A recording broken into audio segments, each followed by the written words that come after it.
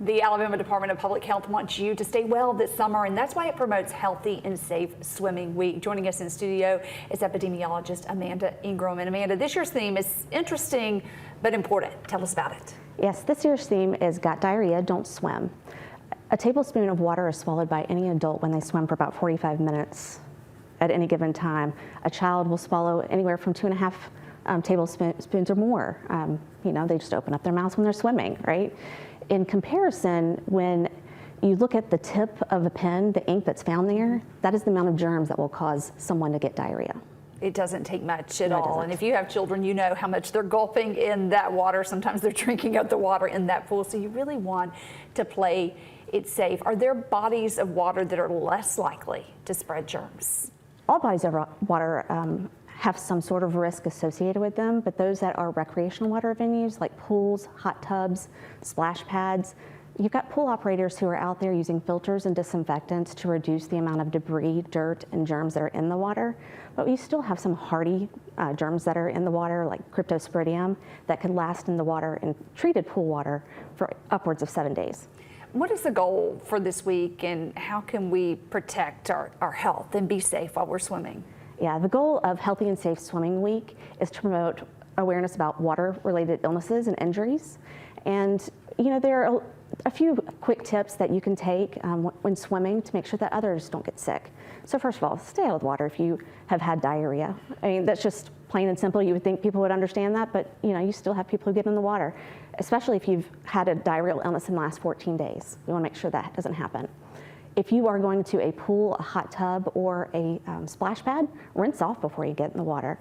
Because if you spend just 1 minute to rinse off before you get in, it means that pool disinfectant doesn't have to work as hard to get rid of the germs in the water. Then, of course, take your kids on routine bathroom breaks, or check the swimmer diapers every single hour.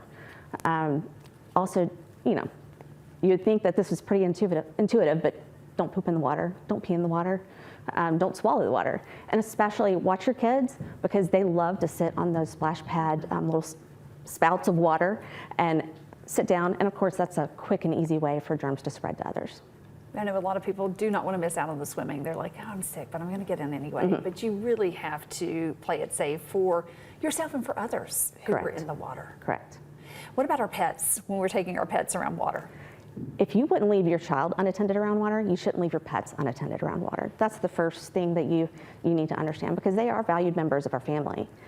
We also need to make sure that they can swim. A lot of people think that pets just have this intuitive nature to swim. Not all pets can swim. So, put a life jacket on them. That could help save your pet in any urgent situation. And of course, be aware of your surroundings. As you approach lakes and oceans and things like that, you might be traipsing through some areas that have some wildlife, such as snakes.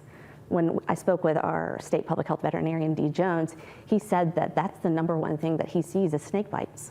So be aware of that, because snakes don't like you in their area either. They like to hang around the water. They do. They do.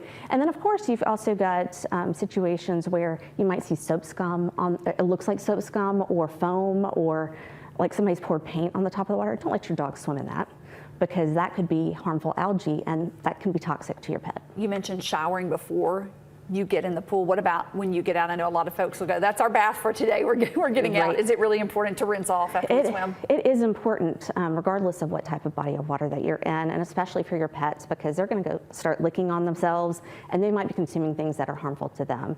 And we want to make sure that all of our people and pets are safe. Where can we go to learn more information? AlabamaPublicHealth.gov or CDC.gov. Some great information. Thank you so much for joining us. We appreciate it. Okay.